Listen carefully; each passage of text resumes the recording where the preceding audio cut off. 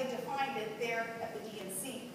Opening up with a video declaring that government is the only thing we all belong to. Good Lord, I don't belong to government. Government is not my family, it's not my faith, it's not my community. Amen. Community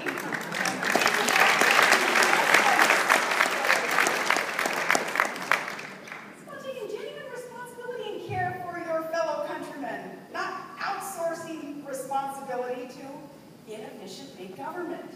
Community requires individual empowerment and individual initiative. Community is freely chosen, and it's voluntarily and joyfully generous. We build communities, not government. And for too long, the far left has fused and confused government with community.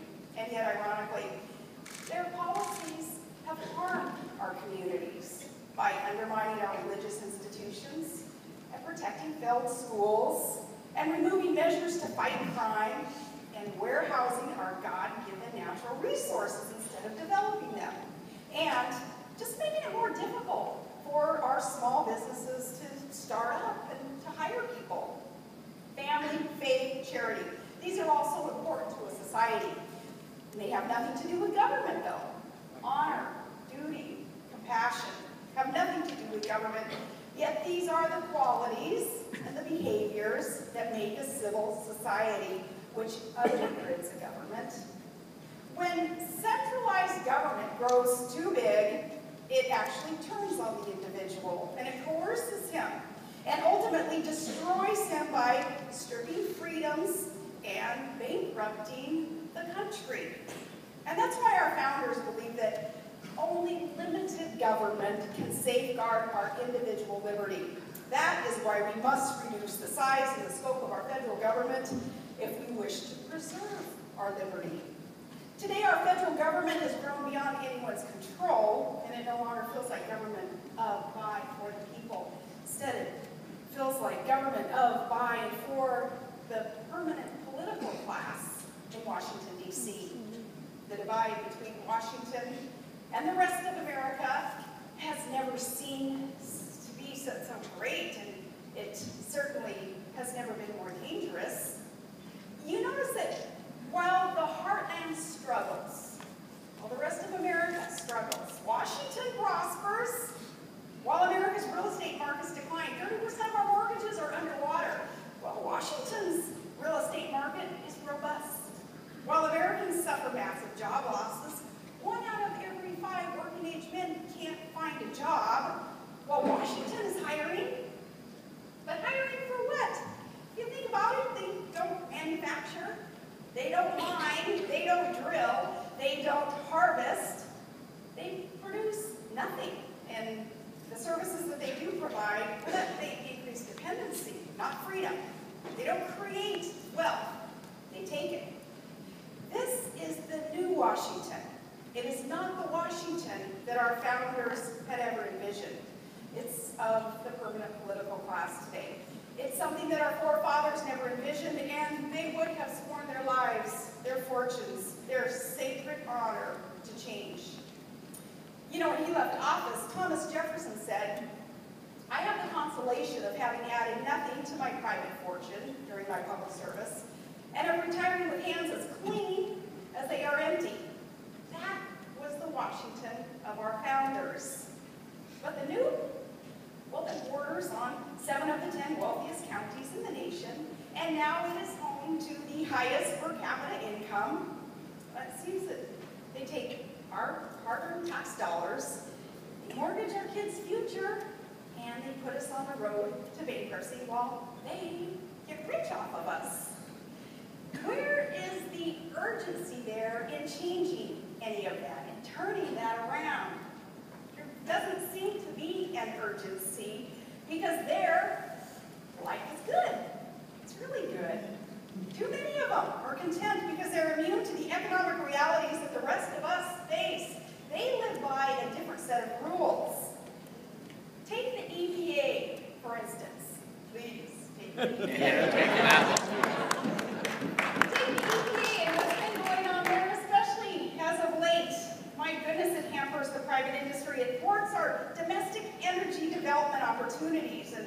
security, but when was the last time you saw the EPA prevent the construction of, say, a new government building?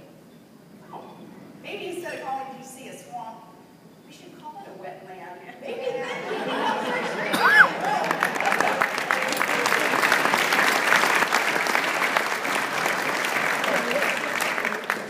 it's the old Washington. It was of our founders, a place where you came to serve your government, not prosper off of it. You left your home and your farm and your industry to serve the common good. But the new Washington is where politicians, do you notice they arrive as men and women quite often of just modest means, and they leave as millionaires. And it's not just the money-making opportunities for the politicians themselves. Reaching themselves, no, they seem to like to spread the wealth around to their pals, too. And this is called crony capitalism. It's not the capitalism that you are engaged in. It's not the capitalism of free men and free markets, of innovation and hard work, of sacrifice and risk. This is the capitalism of connections and government bailouts and handouts. It's influence peddling and corporate welfare. This is the capitalism of the permanent political class, and is a root cause of our economic problems. It's spurred by the expansion of government, and it spurs more growth of government, which in turn diminishes freedom. That diminishes opportunity for all to rise and to thrive and to succeed. See, some politicians get elected by promising more programs and more free stuff and favors, and then government inevitably grows to fulfill those promises of the politicians. And that crowds out the liberating individual initiative and the equal opportunity that America was built upon. It swallows up the work ethic that we're trying to teach our children, and it extinguishes our independent, pioneering American spirit. Too often, I hear politicos arriving in DC denouncing the place as a cesspool of corruption. But it seems like after a year or two of being there, they decide, nah, it's not really a cesspool. It's more like a hot tub. For the good of our republic, it's time to drain the jacuzzi. It's got to stop. It's got to stop. And the answer lies with each of us. Not with big centralized faraway government. It's with each of us. The solution to ending this is to downsize and even outsource a lot of DC. We've got to make government not just smaller, but more local. I talked today on the panel about local government being the most responsive and responsible. And you learn that by being involved, growing up in a small community and knowing you can make a difference without a title, without an office, and then maybe you serve in local office. You go knocking on doors and you ask to be hired as a leader in your community, maybe running for city council and then mayor, served as manager of our city, and then went on in oil and gas commission and then became governor. And the things that I did when you start out in a local office, man, you never forget how important it is to realize it's a sacred trust that the voter gives you when they give you that vote, when they hire you to, one, spend their money. You better do it wisely, and you're held accountable on a local level. That's why it's so important, I think, for our politicians on such a level, the federal level, to perhaps have served in local office, so that in those training grounds, they, on the front lines, knew who it was that they were working for, knew to be held accountable, knew what a sacred trust that vote is. We have to make government not just smaller, but more local. That's what will make it responsive and responsible. Just gotta start using common sense in there. My husband says, though, it seems like up there in Washington, D.C., that those with common sense are an endangered species. And I think Todd, who has more common sense in his little finger, than most of the politicians that are trying to run the show today. It's people with, I think, that blue-collar work ethic who haven't been handed anything through their lives, but have worked hard for what it is that they are enjoying today. It's people like that, it's people like you, who I certainly wish your voices could be heard more clearly, louder by the politicians who are in charge of things today, because it's all about common sense solutions. We're going to talk about some of the common sense solutions that are needed to get us out of the problems I just described. Our bloated federal government is maintained by that culture I described in Washington, D.C. today. So we have to look for reform solutions that break up that culture. And again, as entrepreneurs, please help. Our country needs your entrepreneurial thinking and your work ethic now more than ever. The solution is to decentralize D.C.'s power, return responsibility to the states, respecting that 10th Amendment. You can ask yourself, why is it anyway that every federal agency has to be headquartered in the Beltway? Why not allow states to house the services, and that way we can crack down on inefficiencies and the duplication that we know is rampant in the federal government? Move them out of there. You can think of it this way: when you're moving into a new home, what you do is you load up the truck and you jump the unnecessary stuff that you've accumulated over the years. So relocating some bureaucracy necessarily would involve streamlining and downsizing. I would break up this DC playground of the permanent political class, and I think it'd go a long way toward breaking up the culture of corruption and a big government. I have a little bit of experience in this. Now, Tom Irwin, who's my commissioner of our Department of Natural Resources, he's here tonight. Where is Tom? He is working on, there's Tom back there. He's working on some mining projects right now with International Tower Hills Mine. And when Tom Irwin and I put together our team to develop Alaska's natural resources in order to help secure our union, let me give you a little background first about Alaska. We have Abraham Lincoln to thank for Alaska, because it was his cabinet, his Secretary of State, William Seward. Amen. Seward recognized that this territory of Alaska would someday be used to help secure our union because of the natural resources and the very strategic location of that land mass that was up there up north. So Seward secured it, purchased it from Russia, which you can see in Alaska.